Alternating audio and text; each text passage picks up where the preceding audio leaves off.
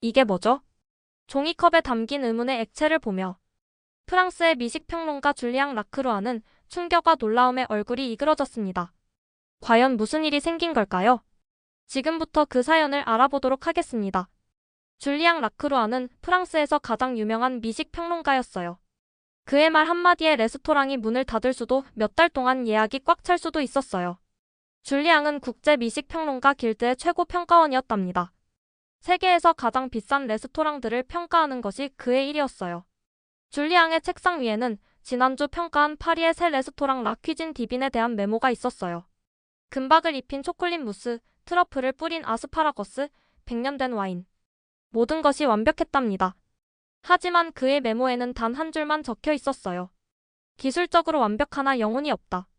오랜 동안 맛의 예술에 심취했던 줄리앙은 요즘 열정이 사그라져가며 한 접시에 텅 빈 접시 같은 느낌이 들곤 했습니다. 지난 30년 동안 줄리앙은 세계 최고의 레스토랑 수천 곳을 방문했어요. 가장 비싼 재료, 가장 복잡한 요리 기술, 가장 화려한 장식.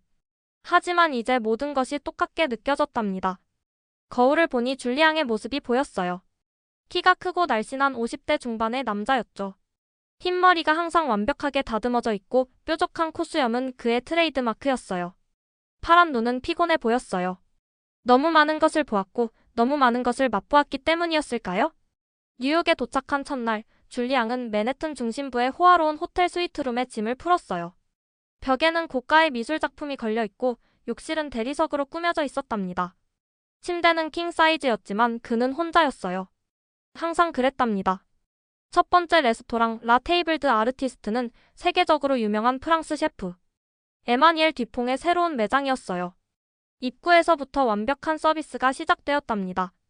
직원들은 그의 이름을 알고 있고 그가 어디에 앉고 싶은지 어떤 물을 마시고 싶은지 알고 있었어요. 첫 번째 코스, 캐비아와 금박을 얹은 조개 요리가 나왔어요. 장식은 예술 작품 같았답니다. 접시 위에 푸른 거품이 떠 있고 그 사이로 작은 조개들이 얼음 조각 위에 놓여 있었어요. 아름다웠어요. 정말 아름다웠지만 줄리앙은 천천히 음식을 맛보았어요.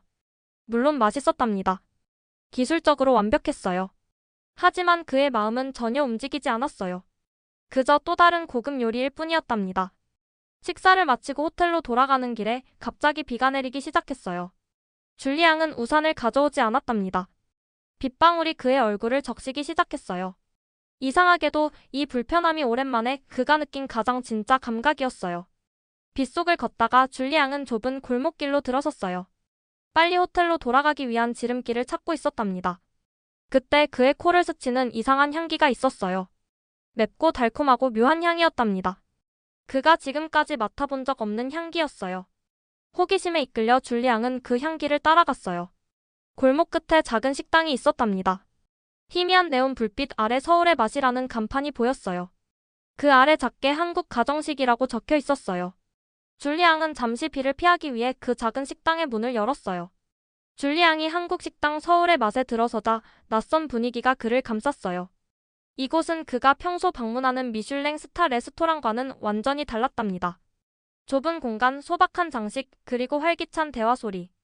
손님들은 대부분 퇴근한 직장인들처럼 보였고 테이블마다 다양한 색깔의 음식들이 가득했어요. 이쪽으로 앉으시겠어요? 친절한 한국인 사장님이 혼자인 것을 알아채시고 구석 쪽을 가리키며 물었어요. 줄리앙은 고개를 끄덕였어요. 평론가로서의 습관이랄까, 그는 항상 구석 자리를 선호했답니다. 그곳에서 전체 식당을 관찰할 수 있었으니까요. 테이블에 앉아 사장님은 따뜻한 물 한 잔을 가져다 주었어요. 그리고 메뉴판을 건넸는데 대부분 한글로 되어 있었답니다. 다행히 작은 영어 설명이 함께 있었어요. 처음 오셨군요, 사장님이 말했어요. 추천해드릴까요? 보통 줄리앙은 추천을 받지 않았어요. 그가 전문가였으니까요. 하지만 오늘은 다른 기분이 들었답니다. 이 낯선 요리의 세계에서 그는 초보자였어요. 네, 부탁드립니다, 줄리앙이 말했어요.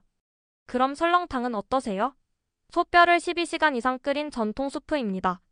밖이 추우니 몸을 따뜻하게 해줄 거예요. 설렁탕. 그 단어를 소리내어 말해보니 이상하게 듣기 좋았어요. 네, 그럼 설렁탕으로 하겠습니다. 그때 놀라운 일이 벌어졌어요. 줄리앙이 주문한 적 없는 여러 작은 접시들이 테이블에 놓이기 시작했어요. 빨간색 김치, 초록색 시금치, 갈색 콩나물, 그리고 여러 가지 색깔의 작은 반찬들이었답니다. 실례합니다만 줄리앙이 정중하게 물었어요. 이것들은 제가 주문하지 않았는데요. 젊은 여성 종업원인 미나가 밝게 웃으며 다가왔어요. 이건 반찬이에요. 한국 식당에서는 주 요리와 함께 이런 작은 음식들을 기본으로 제공해요. 추가 비용은 없어요. 무료라고요? 줄리앙은 믿을 수 없었어요. 전 세계 최고급 레스토랑을 다니며 30년간 음식을 평가해왔지만 이런 관행은 처음 보았답니다. 주문하지 않은 음식을 무료로 제공한다니 사업 모델로는 말이 되지 않았어요. 설렁탕이 나왔을 때 줄리앙은 또 한 번 놀랐어요. 그것은 화려한 장식이 전혀 없는 순수한 하얀 국물이었답니다. 뚝배기라는 투박한 그릇에 담겨 있었고 김이 모락모락 피어올랐어요. 소금과 파를 넣고 드세요. 사장님이 옆에서 조언해 주었어요. 취향에 맞게 간을 하는 것이 우리 방식입니다. 줄리앙은 미식 평론가로서 음식의 간이 완벽하지 않다면 감점을 주곤 했어요. 하지만 여기서는 손님이 직접 간을 맞추는 것이 문화적 특징인 모양이었답니다. 조심스럽게 소금을 넣고 잘게 썬 파를 뿌린 후 그는 국물을 한 모금 마셨어요. 그 순간 줄리앙은 깊은 충격을 받았답니다. 이 단순해 보이는 하얀 국물 속에는 놀라운 깊이의 맛이 숨어 있었어요. 맑지만 진하고 단순하지만 복잡한 맛이었답니다. 그것은 마치 오랜 시간 동안 쌓인 지혜처럼 깊고 풍부했어요. 식사를 마치고 계산을 하려 할 때 김 사장님은 작은 종이컵에 뭔가를 타서 줄리앙에게 건넸어요. 이건 주문하지 않았는데요. 줄리앙이 말했어요. 서비스입니다. 사장님이 미소 지으며 말했어요. 식사 후에는 따뜻한 믹스커피 한 잔이 좋아요. 우리 손님들에게 항상 대접하는 거예요. 줄리앙은 의아한 표정으로 그 종이컵을 받아들었어요. 이게 무슨 커피일까? 고급 원두로 내린 에스프레소도 아니고 그냥 인스턴트 커피처럼 보였어요. 한 모금 마셨을 때 그는 또 다시 놀랐어요. 그것은 달콤하고 부드러웠답니다. 특별한 맛은 아니었지만 이상하게도 마음이 따뜻해지는 느낌이 들었어요. 마치 오래된 친구와 재회한 것처럼 편안한 느낌이었답니다. 그날 밤 호텔로 돌아간 줄리앙은 오랜만에 편안하게 잠들었어요. 다음날 밤 줄리앙은 또다시 서울의 맛을 찾았어요. 이번에는 일부러였답니다. 그는 다른 한국 음식을 맛보고 싶었어요. 이번에는 김치찌개라는 것을 주문했어요. 반대쪽 테이블에서 미국인 한 사람이 환하게 웃으면서 줄리앙이 주문하는 것을 보고 엄지를 척해 보였습니다.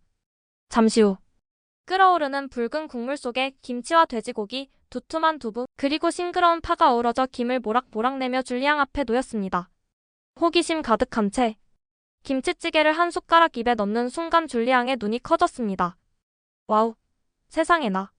화려하거나 세련되지 않았지만 소박함과 따뜻함이 한 냄비 가득한 밥상이었습니다. 그때 김 사장님이 주방에서 나와 물었습니다. 손님, 김 사장님이 차분하게 말했어요. 맛이 어떠세요? 맵지 않았나요? 김치는 한국에서 농사지는 고춧가루를 사용했고요. 제가 직접 담근 거예요. 돼지고기 역시 가장 맛있는 항정살을 사용했고요. 생고기를 쓰고 있답니다. 정성이 대단하십니다. 네, 제가 요리를 하는 이유는 사람들에게 행복을 주기 위한 것이지요. 제가 40년간 이 식당을 운영하면서 손님들이 먹으면서 행복한 얼굴을 할 때 가장 보람을 느낀답니다. 우리 할머니가 늘 하시던 말씀이 있어요. 김 사장님이 계속했어요. 음식은 정성이다. 정성이란 마음을 담는 것이지요. 가장 비싼 재료로 만든 음식도 정성이 없으면 맛이 없습니다. 줄리앙은 김 사장님의 말에 깊은 감동을 받았어요. 그것은 그가 오랫동안 잊고 있었던 진리였거든요. 식사를 마치고 줄리앙은 남아서 김 사장님과 이야기를 나눴어요. 그리고 물론 또 한 잔의 따뜻한 믹스커피를 마셨지요. 며칠이 지나고 줄리앙은 매일 밤 서울의 맛을 찾았어요. 그는 점점 더 다양한 한국 음식을 맛보기 시작했답니다. 비빔밥, 된장찌개, 갈비탕, 김치전. 모든 음식이 단순하면서도 깊은 맛을 가지고 있었어요. 하지만 가장 그를 매료시킨 것은 식사 후에 제공되는 그 작은 종이컵의 믹스커피였어요. 그는 그것이 왜 그렇게 특별하게 느껴지는지 궁금했답니다. 어느 저녁 줄리앙이 마지막 손님으로 남았을 때 김 사장님이 그의 테이블에 앉았어요. 매일 오시네요. 김 사장님이 미소 지으며 말했어요. 네, 음식이 맛있어서요. 줄리앙이 진심으로 대답했어요. 혹시 음식 관련 일을 하시나요? 김 사장님이 물었어요. 음식을 보는 눈이 다르시더군요. 줄리앙은 잠시 망설였어요. 그의 직업은 보통 비밀로 하는 것이 규칙이었으니까요. 하지만 김 사장님에게는 솔직해지고 싶었어요. 네, 저는 미식 평론가예요. 김 사장님은 놀라지 않은 것 같았어요. 그저 고개를 끄덕였을 뿐이었죠. 그렇군요. 그러면 이 작은 커피가 왜 특별한지 알고 싶으신가요? 줄리앙은 호기심에 고개를 끄덕였어요. 김 사장님은 2개의 믹스커피를 타서 한 잔은 줄리앙에게, 다른 한 잔은 자신이 드시면서 이야기를 시작했어요. 한국의 커피 믹스는 단순한 인스턴트 커피 이상의 의미를 지닙니다. 수많은 이들의 아침을 열어주었고 잊지 못할 감성과 따뜻한 추억을 선사했던 상징적인 것입니다. 그 추억은 옛날 주방에서 따뜻한 엄마의 손길이 담겨 있고 친구들과 나눈 소소한 이야기가 녹아 있어 마시는 이의 마음을 위로하고 격려하는 한 잔의 차 이상입니다. 1980년대 한국은 매우 빠르게 발전하고 있었어요. 사람들은 공장에서, 사무실에서, 시장에서 밤낮으로 열심히 일했죠. 이 커피는 그 시절 직장인들의 작은 위로였어요. 김 사장님은 계속해서 말했어요. 야근할 때, 힘들 때 이 커피 한 잔이면 다시 힘을 낼 수 있었죠. 하지만 가장 중요한 것은 이 커피는 혼자 마시는 게 아니었어요. 동료들과 함께 마시며 서로의 고민을 나누고 위로하고 웃음도 나누었죠.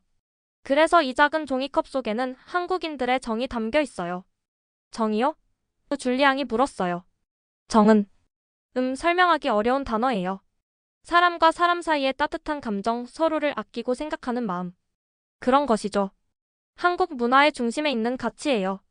줄리앙은 커피를 한 모금 마시며 깊이 생각했어요. 그는 지금까지 음식을 단지 맛, 질감, 모양과 같은 기술적인 측면으로만 평가해 왔답니다.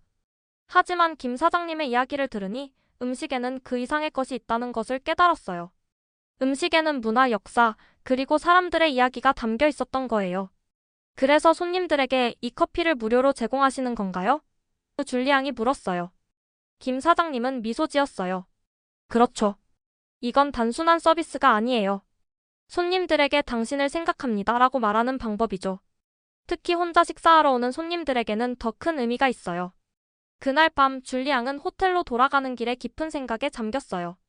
그는 지금까지 자신이 미식의 본질을 잘못 이해하고 있었다는 것을 깨달았어요. 날이 갈수록 뉴욕의 서울의 맛은 줄리앙의 삶의 중심이 되어갔어요. 오늘은 일주일째 이 작은 한국 식당을 방문하는 날이었답니다. 더 이상 다른 레스토랑 예약은 취소했어요. 그는 자신의 직업에 대해 미나와 김 사장님에게 솔직하게 말했지만 그들은 놀라지 않았어요. 아마도 앙투안이 그의 정체를 이미 폭로했기 때문이었을 거예요. 평론가든 아니든 줄리앙 씨는 우리에게 그저 소중한 손님일 뿐이에요. 김 사장님이 말했어요. 그의 진심 어린 말에 줄리앙의 마음이 따뜻해졌어요. 큰 결심을 하고 줄리앙은 김 사장님에게 특별한 요청을 했어요. 사장님, 오늘은 주방에서 사장님이 요리하시는 모습을 좀 보고 싶어요. 가능할까요? 김 사장님은 잠시 놀란 듯 했지만 곧 환하게 웃었어요. 물론이죠. 한국 요리에 관심이 있으시다니 기쁘네요. 그래서 오늘 줄리앙은 서울의 맛의 작은 주방에 서 있게 되었어요. 고급 레스토랑의 넓고 최신식 주방과는 달랐어요. 이곳은 작고 소박했지만 이상하게도 더 생기가 넘쳤답니다. 이건 고춧가루예요. 김 사장님이 붉은색 가루를 보여주며 설명했어요. 한국 요리의 핵심 재료 중 하나죠. 김치찌개, 양념장. 거의 모든 요리에 들어가요. 줄리앙은 그 붉은 가루를 손가락으로 조금 찍어 맛보았어요. 맵고 달콤한 맛이 혀를 자극했어요. 매워요. 그가 놀라서 말했어요. 김 사장님은 웃으며 물 한 잔을 건넸어요. 한국 음식을 처음 접하는 외국인들이 가장 놀라는 부분이죠. 하지만 이 매운맛이 건강에 좋고 음식에 깊은 맛을 더해줘요. 주방에서 김 사장님은 완전히 다른 사람이 되었어요. 평소에 온화한 미소는 여전했지만 그의 손놀림은 정확하고 빨랐어요. 마치 춤을 추듯 유연하게 움직이며 여러 요리를 동시에 준비했어요. 가장 인상적이었던 것은 김치를 담그는 과정이었어요. 김 사장님은 배추를 소금에 절인 후 고춧가루, 마늘, 생강, 그리고 다양한 해산물로 만든 양념을 정성스럽게 발랐어요. 김치는 단순한 반찬이 아니에요. 그가 설명했어요. 한국 음식 문화의 상징이자 가족의 역사를 담고 있는 음식이죠. 우리 어머니, 할머니, 그리고 그 이전부터 이어져 온 레시피가 있어요. 그의 손이 배추잎 사이사이에 양념을 바르는 모습은 마치 예술가가 그림을 그리는 것 같았어요. 그의 얼굴에는 깊은 집중력과 함께 사랑이 담겨 있었어요. 김치는 발효식품이에요. 시간이 지날수록 맛이 변하고 깊어져요. 마치 사람들 사이의 관계처럼요. 그의 이 말이 줄리앙의 마음에 깊이 와닿았어요. 사람 사이의 관계도 시간이 지날수록 깊어지는 것이니까요. 오전 시간 줄리앙은 김 사장님을 따라 근처 시장에도 갔어요. 그는 매일 새벽에 이곳에 와서 가장 신선한 재료를 고른다고 했어요. 좋은 음식은 좋은 재료에서 시작돼요. 그가 말했어요. 고급 재료가 아니라 신선하고 정직한 재료가 중요하죠. 시장의 상인들은 모두 김 사장님을 알아보고 반갑게 인사했어요. 그들과 김 사장님 사이에 오가는 따뜻한 대화를 들으며 줄리앙은 또다시 정의 의미를 느낄 수 있었어요. 점심시간이 되자 식당은 손님들로 가득 찼어요. 대부분 근처 사무실에서 온 직장인들이었어요. 놀라운 점은 김 사장님이 대부분의 손님을 이름으로 부르고 그들의 개인적인 이야기까지 알고 있다는 것이었어요. 진수 씨, 어제 프로젝트는 잘 마무리됐나요? 소영 씨, 딸 대학 입학 축하해요. 오늘은 특별히 더 큰 떡갈비를 준비했어요. 민준 씨, 요즘 야근이 많아 보이네요. 이 고추장 찌개가 체력 보충에 좋을 거예요. 이런 작은 대화 속에서 줄리앙은 음식이 단순한 먹거리가 아니라 사람과 사람을 이어주는 매개체라는 것을 깨달았어요. 김 사장님은 음식을 통해 손님들의 삶에 작은 위로와 기쁨을 전하고 있었어요. 오후에는 식당이 조용해졌을 때 김 사장님은 줄리앙에게 특별한 것을 보여주었어요. 그것은 오래된 노트였어요. 이건 제 어머니의 레시피 노트예요. 그가 조심스럽게 페이지를 넘기며 말했어요. 어머니가 저에게 그리고 할머니가 어머니에게 가르쳐 주신 모든 요리 비법이 담겨 있어요. 노트 페이지는 오랜 사용으로 누렇게 변했고 여기저기 음식 얼룩이 묻어 있었어요. 하지만 그 안에 적힌 손글씨는 여전히 선명했어요. 한글로 쓰인 상세한 조리법과 함께 간간히 작은 메모들이 적혀 있었어요. 이건 어머니가 적으신 거예요. 김 사장님이 한 문장을 가리켰어요. 김치찌개를 끓일 때는 기분 좋게 행복한 마음으로 저어야 한다고요. 그래야 음식이 더 맛있어진대요. 줄리앙은 웃음을 터뜨렸지만 동시에 그 말이 이상하게 와닿았어요. 요리에 감정을 담는다는 개념이 생소하면서도 어딘가 진실하게 들렸어요. 저녁 시간, 식당이 다시 손님들로 붐비기 시작했어요. 이번에는 가족 단위의 손님들이 많았어요. 아이들의 웃음소리와 어른들의 대화 소리가 식당을 따뜻하게 채웠어요. 줄리앙 씨, 오늘 특별히 불고기를 만들어 볼래요? 김 사장님이 제안했어요. 제가요? 줄리앙은 놀랐어요. 저는 요리사가 아니에요. 괜찮아요. 가장 중요한 재료는 정성이니까요. 그렇게 줄리앙은 생전 처음으로 한국 불고기를 만들게 되었어요. 김 사장님의 지도 아래 얇게 썬 쇠고기에 간장, 설탕, 마늘배, 그리고 다양한 양념을 섞어 마리네이드를 만들었어요. 이제 고기를 손으로 잘 묻혀주세요. 김 사장님이 말했어요. 손맛이 중요해요. 손맛이라는 개념은 줄리앙에게 새로웠어요. 하지만 그의 손으로 직접 양념과 고기를 섞으면서 그는 이상하게 감정적인 연결을 느꼈어요. 마치 그의 에너지가 음식으로 전해지는 것 같았어요. 불고기가 완성되어 손님들에게 나갔을 때 줄리앙은 불안했어요. 전문 요리사도 아닌 그가 만든 음식을 사람들이 먹는다니 갑자기 책임감이 느껴졌어요. 하지만 곧 테이블에서 맛있다 라는 감탄사가 들려왔어요. 그 소리를 들었을 때 그의 가슴에 뭔가가 꼽히는 것 같았어요. 이것이 김 사장님이 말한 요리의 기쁨이었어요. 저녁 서비스가 끝난 후 그들은 직원들과 함께 둘러앉아 저녁 식사를 했어요. 미나, 주방 보조인 영호, 그리고 주말에만 일하는 대학생 서영까지 모두 함께 테이블에 앉아 음식을 나누었어요. 우리 한국에서는 이런 식사를 집밥이라고 해요. 김 사장님이 설명했어요. 가족이나 친한 사람들과 함께 먹는 소박하지만 따뜻한 식사를 말하죠. 그날 밤 줄리앙은 그들과 함께 웃고 이야기하며 마치 오랜 친구들과 있는 것처럼 편안함을 느꼈어요. 음식을 나누고 서로의 이야기를 들으며 그는 점점 더 정의 의미를 이해하게 되었어요. 식사가 끝난 후 당연히 믹스커피가 나왔어요. 이제 줄리앙은 그 맛에 익숙해졌고 오히려 그 단순한 달콤함에 위로를 받았어요. 줄리앙 씨, 어떤가요? 우리 한국 음식과 문화가? 김 사장님이 물었어요. 줄리앙은 잠시 생각에 잠겼어요.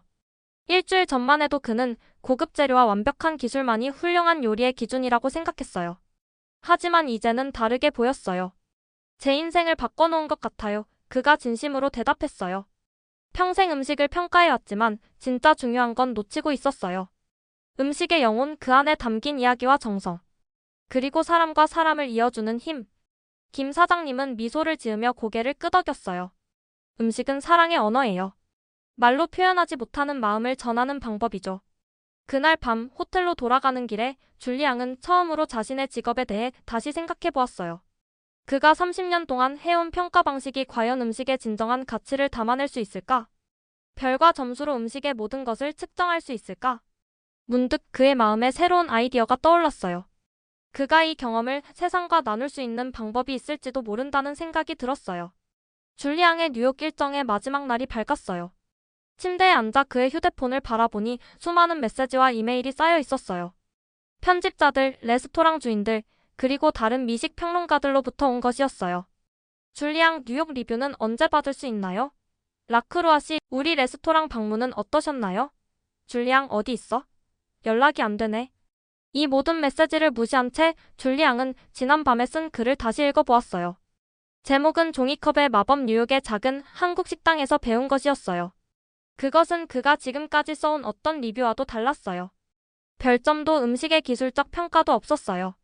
대신 그것은 정의 문화, 진심이 담긴 요리, 그리고 음식을 통한 인간적 연결에 관한 이야기였어요. 이 글을 출판해도 될까? 세계적인 미식 평론가가 작은 동네 식당을 이렇게 극찬한다면 사람들은 어떻게 반응할까? 그의 평판은? 경력은? 하지만 더 이상 그런 것들이 중요하게 느껴지지 않았어요. 줄리앙은 이 글을 자신의 블로그에 올리기로 결심했어요. 그리고 소셜미디어에도 공유했어요. 호텔을 체크아웃하고 마지막으로 서울의 맛을 찾았어요. 식당 안에 사람들이 가득 찼습니다. 영문을 몰라 두리번거리고 있을 때 사람들 사이에서 놀랍게도 오랜 친구인 프랑스에서 꽤나 유명한 세프 앙투안을 만났습니다. 어떻게 된 거야? 자네가 올린 글을 읽었지. 내 글을 읽었다고? 줄리앙은 믿을 수 없었어요. 글을 올린 지 몇 시간밖에 되지 않았는데 온라인에서 불이 붙었어. 친구 앙투안이 자신의 핸드폰을 보여주었어요. 보라고. 그의 화면에는 소셜미디어의 반응들이 가득했어요. 줄리앙의 글은 이미 수천 번 공유되고 있었고 해시태그 종이컵이 마법과 믹스커피가 트렌딩에 올라 있었어요.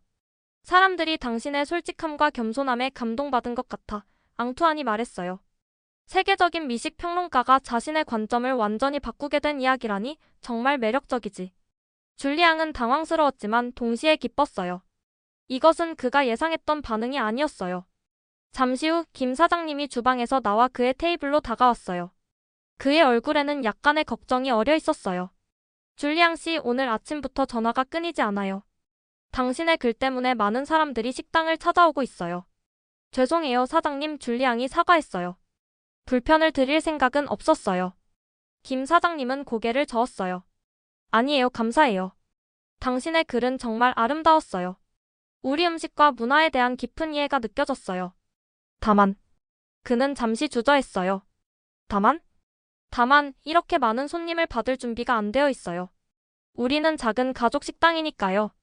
줄리앙은 그의 걱정을 이해했어요. 갑작스러운 유명세는 작은 비즈니스에 부담이 될 수 있어요. 하지만 그때 그의 마음에 아이디어가 떠올랐어요. 사장님, 제가 도울 수 있을 것 같아요. 다음 3시간 동안 줄리앙은 김 사장님과 함께 긴급 대책을 세웠어요. 앙투안도 기꺼이 도움을 주었어요. 그들은 식당 밖에 작은 안내 데스크를 설치하고 예약 시스템을 만들었어요. 식당의 작은 규모를 유지하면서도 더 많은 사람들이 경험할 수 있는 방법을 찾았어요. 그리고 사장님, 줄리앙이 제안했어요. 특별한 믹스커피 클래스를 열어보는 건 어떨까요? 한국의 커피 문화와 정의 의미에 대해 사람들에게 가르치는 거예요. 김 사장님의 눈이 반짝였어요. 정말 좋은 생각이에요. 오후가 되자 식당 앞에는 길게 줄이 늘어섰어요. 하지만 이제 그들은 준비가 되어 있었어요. 미나와 서연이 밖에서 기다리는 사람들에게 믹스커피를 나눠주며 한국 문화에 대해 간단히 설명했어요. 앙투안은 자신의 셰프 친구들과 함께 즉석에서 한국 프랑스 퓨전 요리 시연을 시작했어요. 그리고 줄리앙은 식당 한쪽에 작은 테이블을 마련하고 사람들이 자신의 음식과 정에 관한 이야기를 공유할 수 있는 노트를 만들었어요. 놀랍게도 많은 사람들이 자신의 문화와 가족 전통에 관한 이야기를 열정적으로 나누기 시작했어요. 이탈리아 할머니의 파스타 소스 레시피, 멕시코 어머니의 타코 만드는 법, 인도 가족의 카레 비법. 모든 이야기에는 공통점이 있었어요. 음식은 단순한 먹거리가 아니라 사랑과 전통을 전하는 방법이라는 것이었어요. 저녁이 되어 줄리앙은 마지막으로 김 사장님과 작별 인사를 나누었어요. 그는 줄리앙에게 작은 선물 상자를 건넸어요. 파리에 가져가세요. 그가 말했어요. 언제든 한국의 정이 그리울 때 마시면 돼요. 상자를 열어보니 믹스커피 패키지가 가득했어요. 그리고 그 위에는 작은 종이컵과 함께 손으로 쓴 편지가 있었어요. 음식은 마음을 나누는 방법입니다. 당신의 글로 우리의 작은 식당과 한국의 정문화를 세상에 알려주셔서 감사합니다. 언제든 다시 오세요. 당신은 이제 우리 가족입니다. 공항으로 가는 택시 안에서 줄리앙은 창밖을 바라보며 지난 2주간의 경험을 생각했어요. 이 여행은 단순한 미식평가가 아니었어요. 그것은 그의 인생의 전환점이었어요. 비행기에 탑승하기 전 그는 마지막으로 블로그에 새 글을 올렸어요. 오늘부터 저는 더 이상 별을 주는 평론가가 아닙니다. 이제부터 저는 음식에 담긴 이야기, 문화 그리고 사람과 사람을 이어주는 정의 힘을 전하는 이야기꾼이 되려 합니다. 음식은 단지 맛의 문제가 아니라 마음의 문제니까요. 파리로 돌아온 후 줄리앙의 삶은 완전히 달라졌어요. 그는 미식 잡지의 일을 그만두고 세계의 정음식으로 연결된 사람들의 이야기라는 새로운 프로젝트를 시작했어요. 이 프로젝트를 통해 그는 세계 각국의 작은 식당들과 가정식을 소개하고 그 안에 담긴 문화와 정서를 전하기 시작했어요. 6개월 후 줄리앙은 다시 뉴욕을 방문했어요. 서울의 맛은 이제 뉴욕에서 가장 예약하기 어려운 식당 중 하나가 되었어요. 하지만 김 사장님은 식당의 크기를 키우지 않았어요. 대신 옆 공간에 작은 아카데미를 열어 한국 음식과 문화를 가르치는 클래스를 운영하고 있었어요. 환영합니다, 우리 가족. 김 사장님이 줄리앙을 보자마자 두 팔을 벌려 안아주었어요. 식당은 여전히 아늑하고 따뜻했어요. 벽에는 손님들이 남긴 내 인생의 믹스커피 순간 이야기들이 가득했어요. 테이블에는 여전히 다양한 반찬들이 놓여 있었고 주방에서는 김치찌개가 보글보글 끓는 소리가 들렸어요. 오늘은 특별한 손님이 왔어요. 김 사장님이 줄리앙을 손님들에게 소개했어요. 우리 가족에게 정의 의미를 세상에 알려준 사람이죠. 줄리앙은 부끄러워하며 손을 흔들었어요. 하지만 그의 마음은 기쁨으로 가득 찼어요. 이제 그는 진정한 정을 이해했어요. 그것은 음식을 통해 서로의 마음을 나누고 이야기를 공유하고 함께 웃고 우는 것이었어요. 그것이 진정한 미식의 의미였어요. 그날 밤 그들은 모두 테이블에 둘러앉아 김치찌개와 불고기를 나누었어요. 그리고 물론 식사 후에는 종이컵에 담긴 따뜻한 믹스커피가 나왔어요. 커피를 마시며 줄리앙은 생각했어요. 이 단순한 음료가 어떻게 그의 인생을 바꿨는지. 종이컵 속에 담긴 작은 마법이 어떻게 그의 차가운 미식가의 마음을 녹였는지. 우리 한국에는 속담이 있어요. 김 사장님이 말했어요. 음식은 곧 약이다. 그는 잠시 생각하더니 미소 지었어요. 하지만 저는 이렇게 말하고 싶어요. 음식은 곧 사랑이다. 그리고 정이다. 그들은 모두 종이컵을 들어 건배했어요. 정을 위하여. 그 순간 줄리앙은 확신했어요.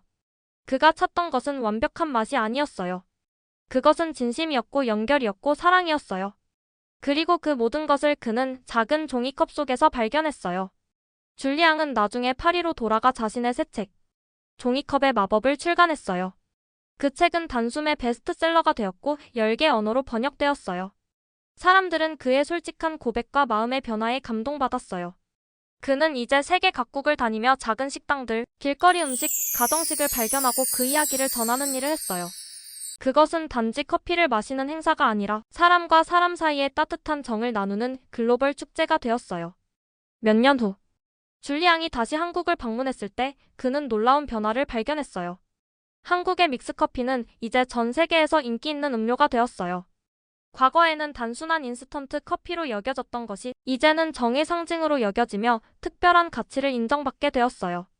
글로벌 커피 체인들도 한국식 믹스커피를 메뉴에 추가했어요. 하지만 진정한 믹스커피의 맛과 의미는 종이컵에 담겨 누군가의 진심 어린 마음과 함께 전해질 때 비로소 완성된다는 것을 사람들은 알게 되었어요.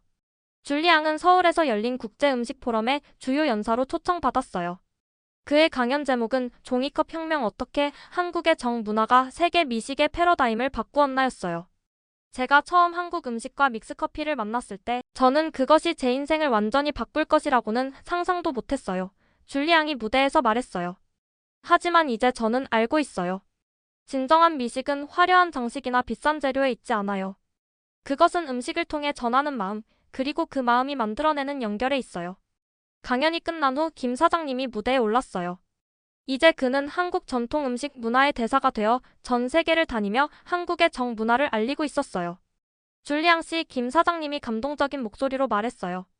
당신이 우리 작은 식당을 방문한 그날은 한국 음식 문화의 새로운 시작이었어요. 당신의 진심 어린 이해와 공감 덕분에 이제 전 세계 사람들이 한국의 정을 경험하고 있어요. 두 사람은 무대 위에서 따뜻하게 포옹했어요. 그리고 물론 행사의 마무리는 모든 참가자들이 함께 종이컵에 담긴 믹스커피를 나누는 시간이었어요. 이제 믹스커피 외교라는 새로운 용어까지 생겨났어요. 정치적으로 갈등이 있는 국가들 사이에서도 종이컵에 담긴 따뜻한 믹스커피를 나누며 대화를 시작하는 문화가 형성된 것이었어요. 단순한 커피 한 잔이 국경과 문화를 넘어 사람들을 연결하는 다리가 되었어요. 줄리앙의 마지막 책 3개를 변화시킨 종이컵은 전 세계 50개 언어로 번역되었고 몇몇 국가에서는 필수 교양 도서로 지정되기도 했어요. 그 책에는 다양한 나라의 사람들이 보내온 믹스커피 모먼트 사진과 이야기들이 가득했어요. 누가 상상이나 했을까요? 줄리앙은 서울 강연의 마지막에 말했어요. 단순한 종이컵에 담긴 인스턴트 커피가 이렇게 세계를 하나로 모을 수 있다는 것을. 이것이 바로 한국의 정이 가진 마법이에요. 작지만 깊고 소박하지만 강력한 연결의 힘. 그의 말이 끝나자 관중들은 모두 일어나 종이컵을 높이 들었어요. 그리고 함께 외쳤어요. 정을 위하여. 믹스커피의 마법을 위하여. 그 순간 줄리앙은 자신의 인생에서 가장 행복한 미소를 지었어요. 그가 찾던 것은 결국 이것이었어요. 화려한 미식의 세계 너머에 있는 진정한 연결과 따뜻함. 그리고 그 모든 것이 작은 종이컵 속에서 시작되었다는 것이 얼마나 아름다운 아이러니였을까요? 이제 전 세계 어디를 가든 줄리앙은 종이컵에 담긴 따뜻한 믹스커피를 마주하게 되었어요. 그리고 그때마다 그는 뉴욕의 비오는 밤에 우연히 들어간 작은 한국 식당을 떠올렸어요. 그곳에서 그가 발견한 것은 단순한 맛이 아니라 인생을 변화시키는 정의 힘이었으니까요. 줄리앙이 이제는 믹스커피의 전도사라는 새로운 별명으로 불리게 되었어요. 그는 이 별명이 미슐랭 별보다 더 값진 것이라고 생각했어요. 왜냐하면 이 별명에는 그의 마음의 여정과 한국의 정 문화를 세계에 전하는 그의 사명이 모두 담겨 있었으니까요. 세계적인 미식 잡지 테이스트의 표지에는 이런 제목이 실렸어요. 믹스커피의 마법 어떻게 종이컵 하나가 세계 미식의 지형도를 바꾸었나. 그리고 그 기사의 마지막 문장은 이러했어요. 때로는 가장 단순한 것들이 가장 강력한 변화를 가져온다. 종이컵에 담긴 믹스커피가 증명했듯이 진정한 미식의 혁명은 화려한 식당이 아닌 진심이 담긴 작은 부엌에서 시작된다. 줄리앙은 이제 파리의 시골 마을에 작은 카페를 열었어요. 그곳에서 그는 매일 아침 직접 음식을 준비하고 손님들과 이야기를 나누었어요. 그리고 물론 모든 손님에게 식사 후에는 종이컵에 담긴 따뜻한 믹스커피를 무료로 제공했어요. 카페 이름은 서울의 정라메 드 세울입니다. 그리고 입구에는 이런 문구가 적혀 있었어요. 여기 당신을 위한 따뜻한 마음이 있습니다. 종이컵 속에 담긴 작은 마법과 함께. 오늘 사연은 여기까지입니다. 유익하셨다면 좋아요, 구독, 알림 설정까지 부탁드립니다. 더 재미있는 영상 가지고 다시 뵐게요. 감사합니다.